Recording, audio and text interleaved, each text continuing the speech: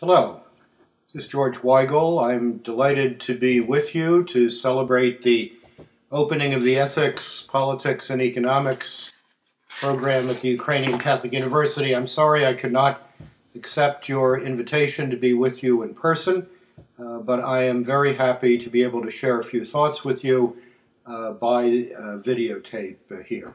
First of all, congratulations to UKU for creating this program. It's something badly needed, not only in Ukraine, but throughout Europe and indeed throughout the world. And the fact that you'll be doing this at a Catholic university, formed by the social doctrine of the Catholic Church, makes the project even more important.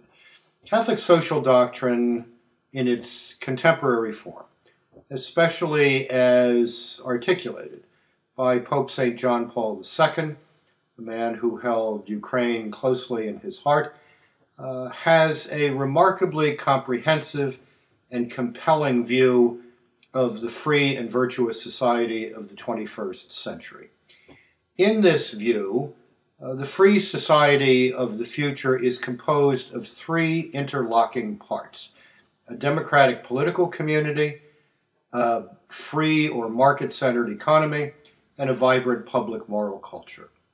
And it's important to recognize, as the social doctrine does, that it's the cultural sector, the vibrancy of the public moral culture, that makes democracy and free economics work, so that what comes out at the end of the process is genuine human flourishing, happiness, beatitude. Why is that the case? It's the case because democracy and the market are not machines that can run by themselves. This is a great mistake in a lot of economic thinking and political science thinking throughout the Western world today. Democracy and the market are not machines that can run by themselves. It's important to get the machinery right, to build a structure of law in society, to separate political powers, to build accountability into the political system. It's important to get markets right. It's important to regulate markets properly by law and by public policy. But lots of parts of the world have properly organized machinery, and yet they're not doing too well. Why is that? It's because it takes a certain kind of people living certain virtues to make the machinery of democracy and the market work so that the net result is genuine human flourishing. We can put this in information technology terms. Democracy and the market are not hardwares that can be run by any software. It takes a certain kind of software to make this hardware run properly so that freedom is lived nobly, so that the common good is advanced, so that the virtues of solidarity are cherished in society and made part of the texture of social life in both its political and economic forms. In order to form citizens, entrepreneurs, professionals who can help create that vibrant public moral culture that can help democracy and the free economy work properly, we need certain ideas. We need to grasp certain truths. The first of these, which was articulated by Pope Leo XIII in 1891, is that all right thinking about society, polity, economy, about social life in general, begins with the inalienable dignity and value of every individual human person.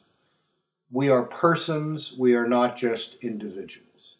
Each of us has an inalienable, an inherent, a built-in dignity and value. That's not something the state gives to us.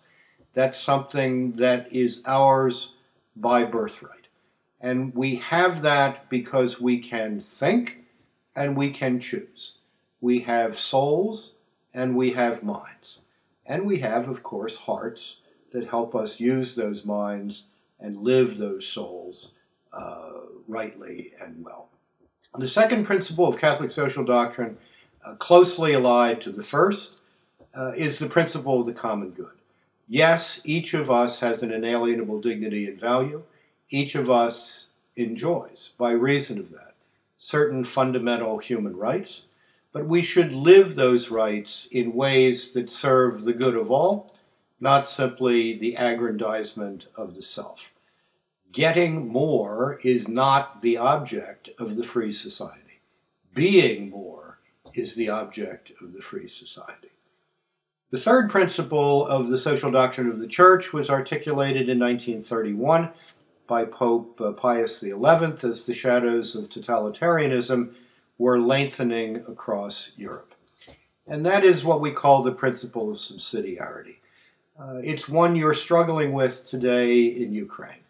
And according to that principle of subsidiarity, all decision-making in society should be left at the lowest possible level in society, commensurate with the common good.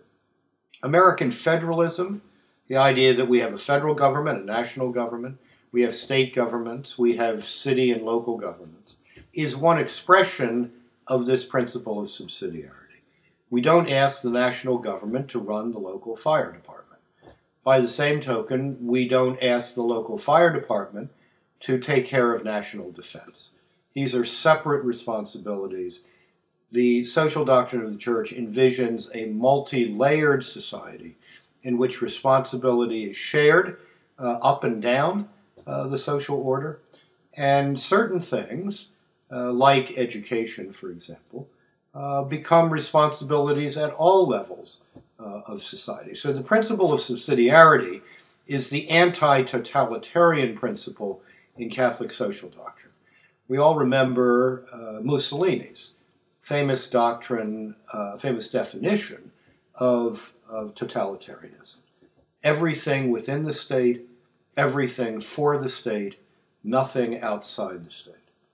Your parents and grandparents lived and suffered under and ultimately defeated one expression of that totalitarian impulse. The principle of subsidiarity applied in politics and economics, the ethical principle of subsidiarity applied in politics and economics, will help you build a different, nobler, more prosperous Ukraine in the future. The fourth principle of the social doctrine is one that was articulated most powerfully by John Paul II, and that is the principle of solidarity. Solidarity is not just a sentiment. Solidarity is not just a slogan. It's not simply the name of a trade union in Poland. Solidarity is a virtue. It's the virtue that enables us to see in others in society people for whom we have responsibility.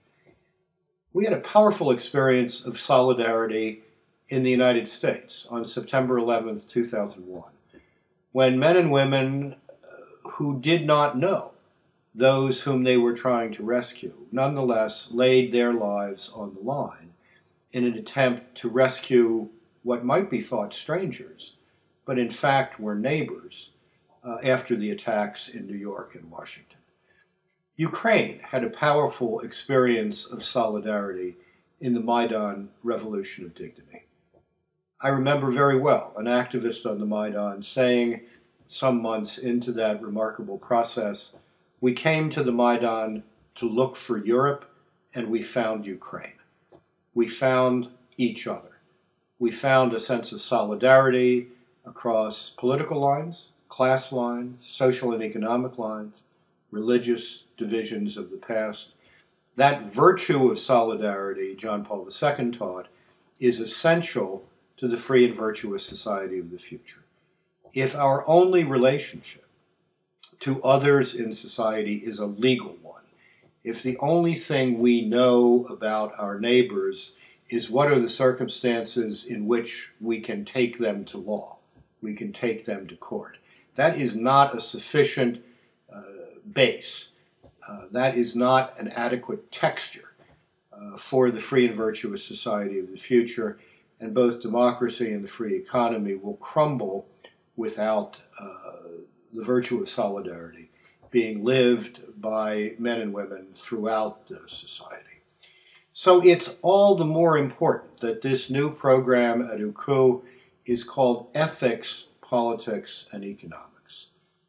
The notion that moral reason, that a sharp and firm grasp on what is true and what is false, what is noble and what is base, what makes for happiness and what makes for unhappiness. The idea that these moral truths have something to do with politics and economics is not well understood throughout the Western world today. Perhaps Ukraine, in building its future, could help remind the rest of Eastern and Central Europe, Western Europe, North America, Latin America, that the truths of the human spirit, the truths of the dignity of the human person, responsibility for the common good, subsidiarity, and solidarity are essential to living the free and virtuous society, to building it, to living it nobly, to creating prosperity, to making democracy work for the future, for your children and for your children's children. These are important ideas. I hope you learn them. I hope you learn to live them. I hope you learn to cherish them because they are ideas that will help you lead prosperous, free, and noble lives in the future. And in doing that, you will help build the kind of Ukraine for which so many of your parents and grandparents sacrificed so much in the past. Thank you for this opportunity to be with you from a distance. Please pray for me in my work as I will pray for you and yours. We are united in the solidarity of Catholic faith, of democratic fraternity. I look forward to visiting you and perhaps participating in your program in the future, and I wish it all the best as you inaugurate the program of Ethics, Politics, and Economics at one of the world's most striking and important educational institutions, the Ukrainian Catholic University. Thank you.